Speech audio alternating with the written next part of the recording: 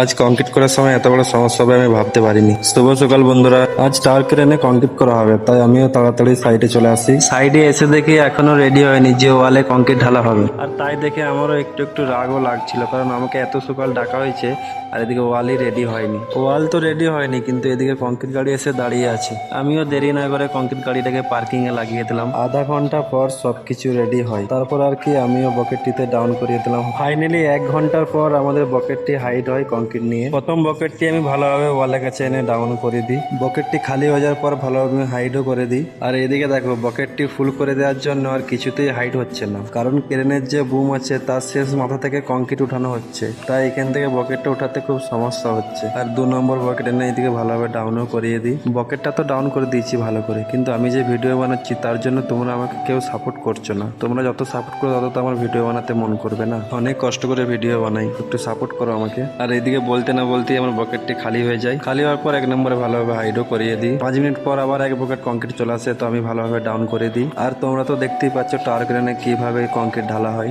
ভিডিওটি যদি ভালো লাগে লাইক কমেন্ট শেয়ার করো। তো ফাইনালি 3 ঘন্টার পর আমার গাড়ি খালি হয়ে যায়। এইটি কংক্রিটের শেষ বকেট যাচ্ছে, আর এইদিকেও শেষ ওয়ালের শেষ কংক্রিট বকেট ভালোভাবে এনে আমি ডাউন করিয়ে দিই। আর এইদিকে দেখো ব্ল্যাক ডায়মন্ড বসে বসে সিগন্যাল দিচ্ছে। ফাইনালি আমাদের কংক্রিট বকেট খালি হয়ে যায়, তো আমিও দেরি না করে গাড়ির কাছে এনে বকেটটিকে ডাউন করিয়ে হুকটিকে হাইড করিয়ে দিই। সব শেষে আমাদের রকেটটিকে ছাড়া হলো এতক্ষণে। তো আর কি, আমিও চুলটাকে ঠিক করতে করতে রুমে চলে যাই।